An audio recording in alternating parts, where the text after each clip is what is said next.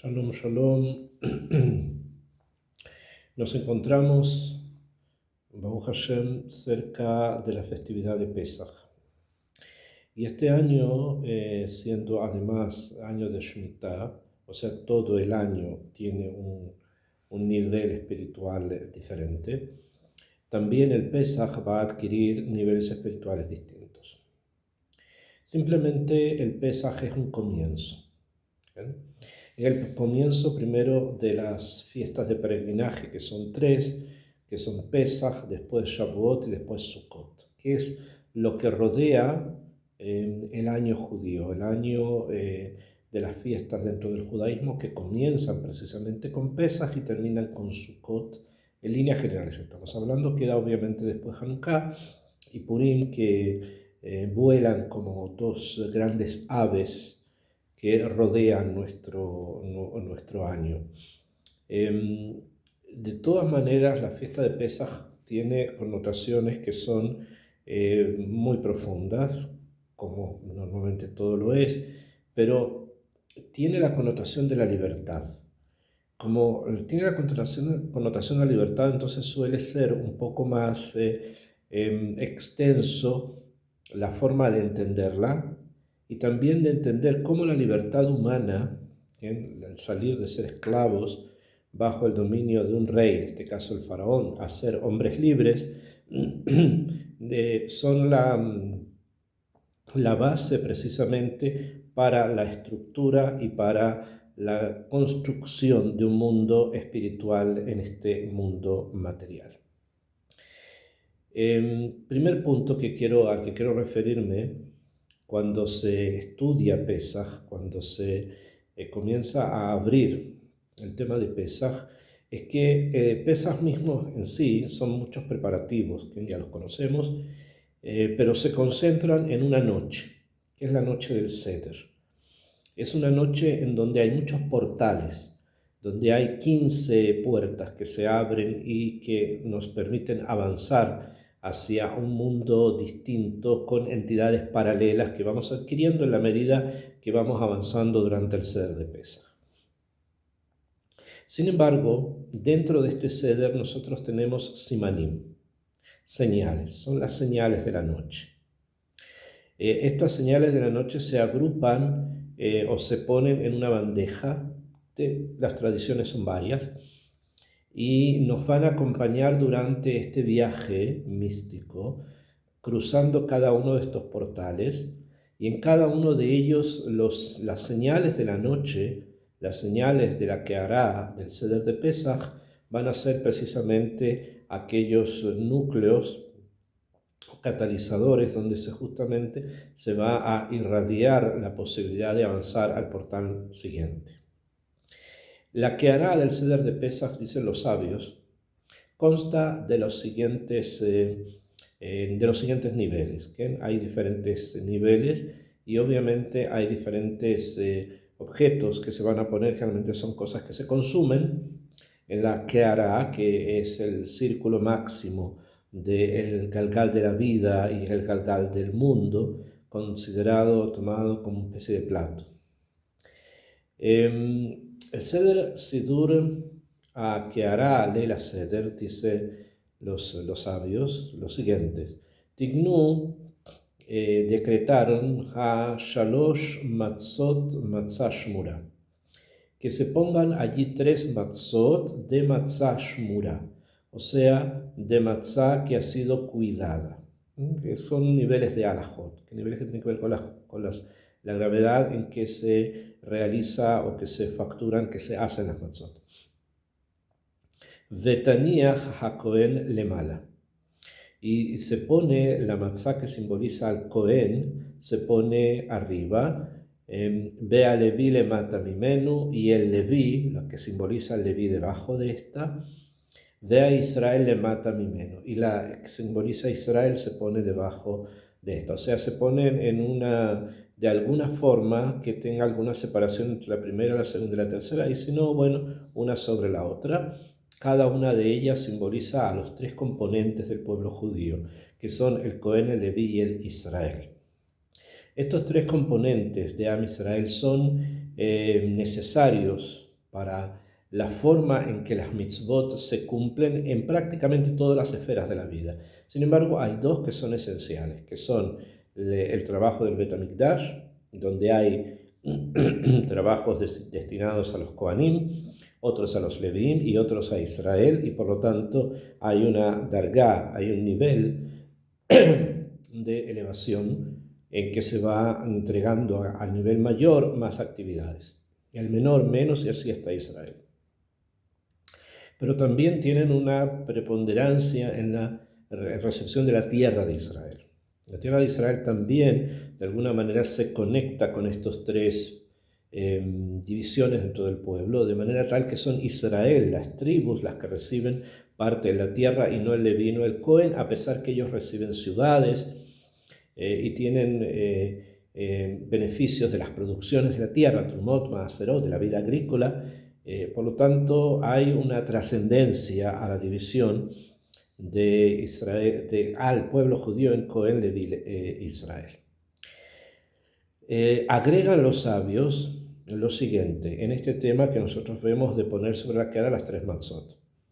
Behem, y estas, o sea, las matzot, Shalosh Bechinot, son tres Bechinot, Jochma, Binah, Da'at, De'ava y La'a. Son tres Bechinot, Jochma, Binah, Da'at, que se encuentran dentro del Partzuf De'ava. Bueno, quiero explicar un poco esto y la referencia a las matzot, que es un símbolo, con una fabricación bastante específica y bastante detallada precisamente para que el símbolo se guarde, porque una de las características de la simbología es que el símbolo tiene que mantenerse, y la mantención del símbolo está justamente en cuidar los pratim, los detalles con los cuales se transmite. En esta perspectiva de visión, esta forma de verlo, el hecho de que estemos hablando de la Jochma, la Binah y el Da'at, referidos a las matzot, es por un principio que gira en torno a todo el Pesaj. Normalmente, y esto es obvio que tiene profundidad, el pueblo entiende que cuando se habla de Pesaj se habla de matzah o de una kashrut especial en la cual no se come pan leudado, o algo que esté de alguna manera hecho con cosas que leuden. Ok, beseder. Y la matzá es como símbolo de esto. Y obviamente tiene las características propias de ser algo achatado, que indica humildad, de ser algo que no se infla, que no fermenta, por lo tanto no se infla, quiere decir que sale del marco de la Gavá, y con esto el Yetzer Hara, etc. Muy bien, esa es la forma en que ingresa en la vida diaria a nivel transversal el consumir matzá durante los días de Pesaj, como símbolo de humildad, como alejamiento de la Gavá, de adquirir midot, cualidades que son muy buenas para que una persona en su mundo pueda desarrollarse, especialmente si ese mundo está inscrito dentro de realidades espirituales mayores. Sin embargo, hay algo acá mucho más profundo, que va mucho más allá también del tema que podríamos denominar social, que es el comportarnos con los demás con la midá, con las cualidades de la humildad, y tratar de no caer en el orgullo o en cosas que afectan la convivencia armónica de los seres humanos. Esto que va más allá está representado precisamente por Mitzrayim. Mitzrayim significa meitzar, o sea, aprieto. Mitzraim, con la terminación aim, quiere decir dos, dual, o sea que tenemos dos aprietos. Hay dos situaciones que nos aprietan, que nos impiden el poder desarrollarnos. Y esto se ubica entre la sefirá del Keter y la sefirá del Da'at. Me explico. En el mundo de lo espiritual tenemos 10 sefirot que van desde el Keter, Jochma y Binah, después Hesed, Gvurah, Tiferet, Netzachot, Yesod y Malchut. Son 10 sefirot. Pues bien, en el punto más elevado de la sefirot nos encontramos con la sefirá de Keter, que significa corona, con la sefirá de Jochma, sabiduría, y con la sefirá de Binah, que significa entendimiento.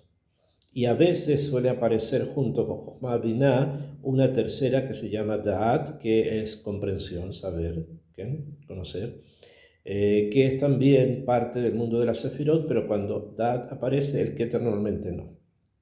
Pues bien, en Egipto nosotros tenemos que expresar el ciclo de influencias que significa estar en Egipto y que significa salir de Egipto a través del Mashal, a través de la parábola de las Sefirot, o sea, de las fuerzas espirituales que realmente existían, estuvieron y en cierto sentido están aún en el desarrollo de lo que significa Egipto, de lo que significa salir de Egipto. Y en esto entonces tenemos que referirnos al Keter, de forma más elevada, tenemos que referirnos a la Jochma, la Binah y al Da'at. Entre el Keter que está arriba y el Da'at hay como un espacio, es como si nosotros quisiéramos figurativamente enseñar que existe el Kotkot. El Kotkot quiere decir la parte más alta del cráneo, y existe, digamos, la parte de atrás de la cabeza, esta parte de atrás como la nuca, y hay obviamente un espacio entre la parte más alta del cráneo y la nuca.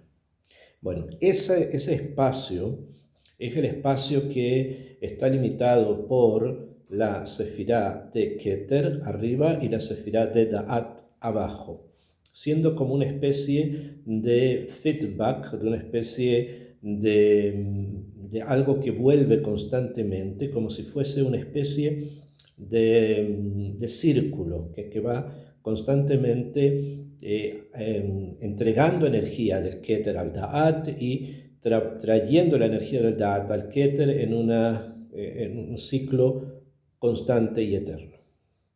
Entonces, esto es hoy día la forma en que el mundo espiritual se mueve, en este punto, ¿no? Sin embargo, esta fuerza de movimiento eterno que permite la actuación, que permite el desenvolvimiento del mundo personal de cada uno, que permite el desenvolvimiento del mundo social de nosotros con nosotros y del cosmos en forma completa, no siempre estuvo libre, no siempre estuvo, digamos, entregado a la libertad o entregado a la posibilidad de un movimiento independiente que nos entregue la posibilidad de la elección. No siempre fue así, sino que en todos los periodos que se simbolizan desde la creación del mundo hasta la salida de Egipto, que son 2400 y tantos años, este flujo de energía del Keter al Da'at estuvo siempre bajo la tutela de algo que nosotros vamos a conocer como el aprieto, el Meitzar, el Mitzrayim. O sea, siempre estuvo bajo una especie como de tutela, de control de elementos negativos. Si me pueden preguntar por qué, el tema es extenso y nos remite a situaciones ocurridas incluso previo a la creación de este mundo. Pero vamos a centrarnos en este mundo. Desde que Adam Arishon ingresa en el Gan Eden y tiene como misión ir hasta el Eden y no lo logra, sino por el contrario es expulsado del Gan Eden al mundo de los 4 ríos, desde allí en adelante entre el Keter y el Da'at se produjo una cierta dependencia de elementos extraños. Esta dependencia de elementos extraños es lo que nosotros conocemos como Mitzrayim, o sea, los dos aprietos, un Meitzar y otro Meitzar. Y entre ellos fue necesario que viniese un pueblo, que es Am Israel, que a través de una serie de peulot, una serie de acciones, van a concentrarse precisamente en la liberación del Keter y en la liberación del Da'at. Y esto, como es tan importante y como es tan necesario para el desarrollo humano, no solamente a nivel espiritual, de lo que está escrito en el Tanaj, sino incluso para el pensamiento humano de entonces y también de hoy, era necesario la primavera de los pueblos. Y la primavera de los pueblos es precisamente Nisan, es precisamente Pesaj. Entonces, la labor para poder liberar el Keter y de esa manera también conseguir la liberación del Da'at se dio en dos etapas. Una de ellas es la salida de Egipto, que significó la liberación del Da'at, y otra es el revestimiento de lo positivo frente al Keter, que fue la llegada de Yosef a Egipto. Yosef llega a Egipto, interpreta sueños, se transforma en virrey de Egipto, o sea, llega a la dimensión del Keter. Él no tuvo el Keter, porque el Keter quedó, la corona quedó guardada para entidades bastante mayores en Aharit Hayamim para el final de los tiempos, pero llegó cerca del Keter y logró realizar a través de una reunión de fuerzas que en ese momento eran negativas, pero que él logró traer hacia sí, que están representadas en la escritura por el Sar Atabajim, o sea, por el alguacil, la persona, el encargado de la cárcel, que era el encargado de matar a las personas, por el Sar Aofim, por el panadero, y el Sar Ha-Mashkin, que era el copero. Estos tres personajes simbolizan precisamente la forma en que un triángulo negativo estaba rodeando el Keter, como si tuviésemos un triángulo de energía negativa en el que dentro de él hay un círculo que está prisionero.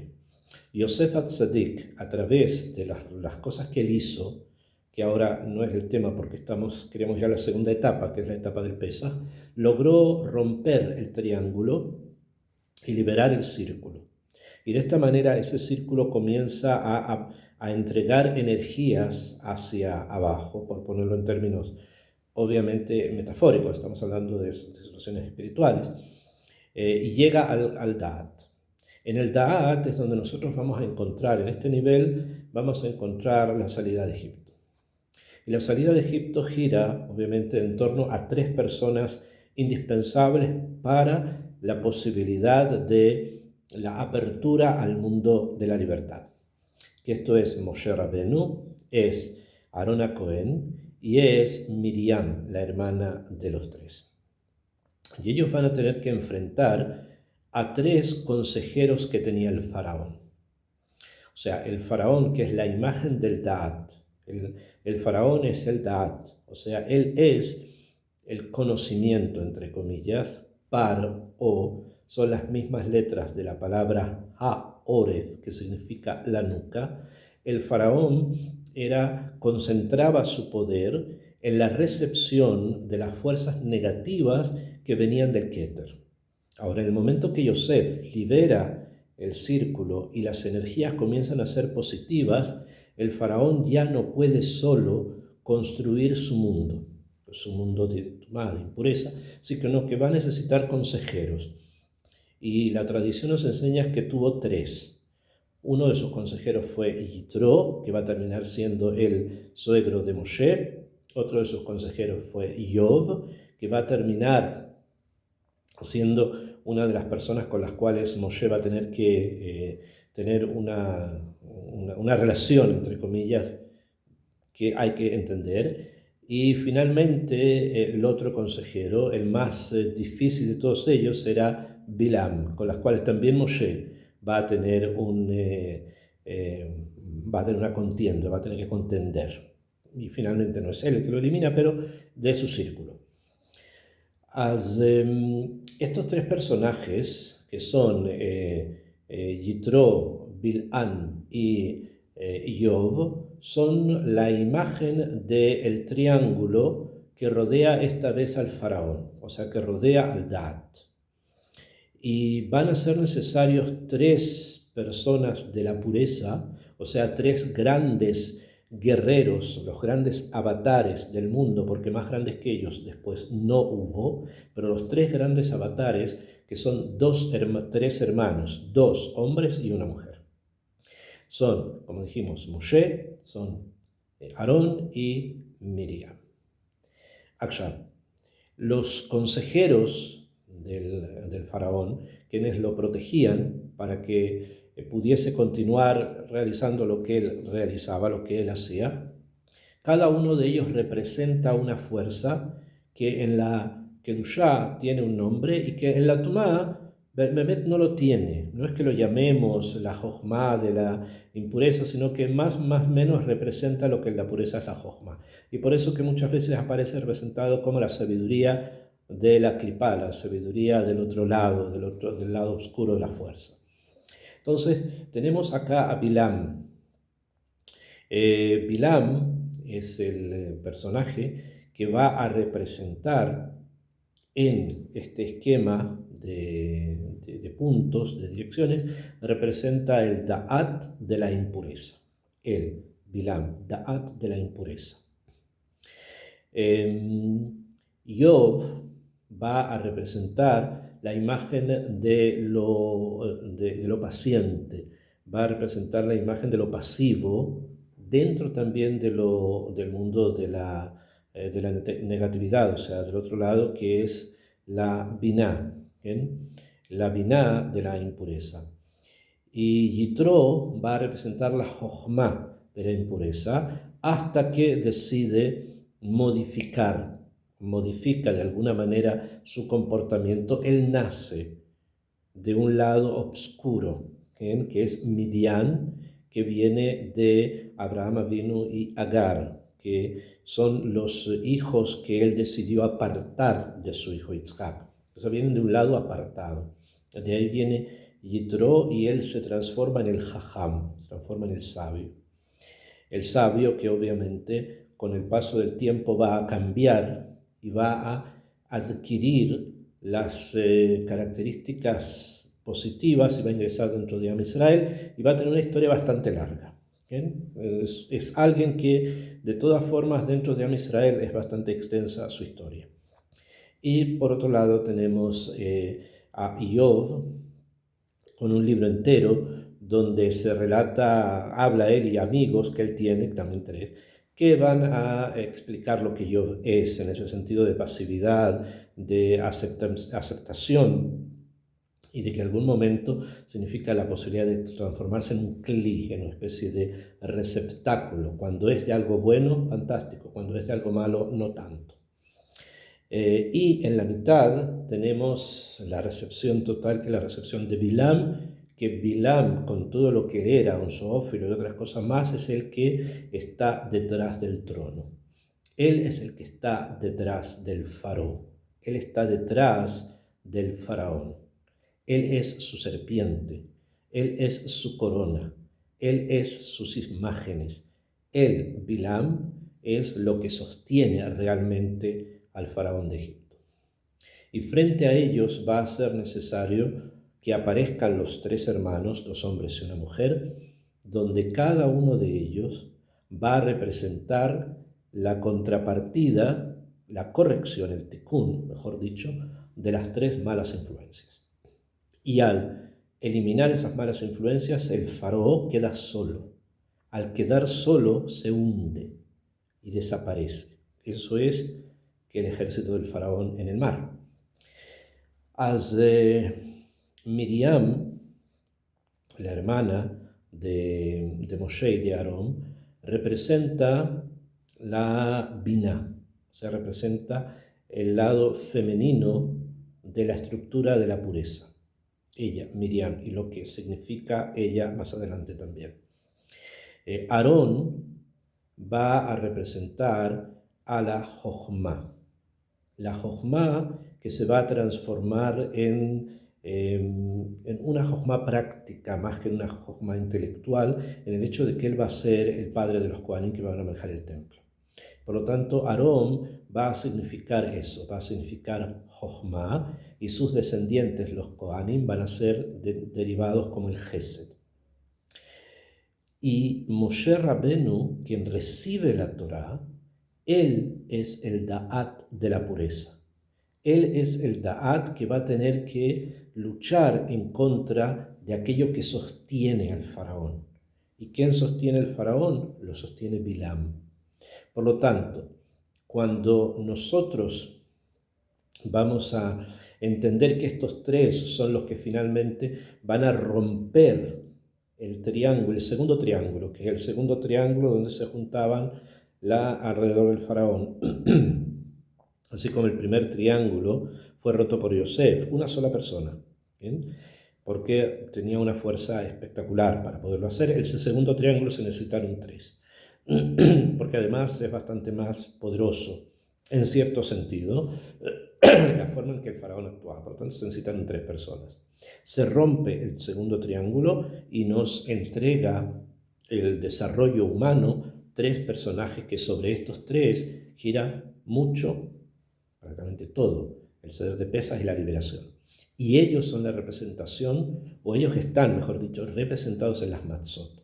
Tres matzot. La primera matzá es el Cohen, como dijimos, es Aarón a Cohen.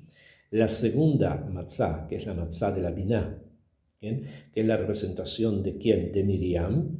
Y la última matzá, que es la matzá del Israel, representa a una persona que sin embargo era Leví, que era Moshe. ¿Por qué? Porque Moshe representa al clan de Israel. Moshe es más que Leví, más que Cohen, representa al clan de Israel.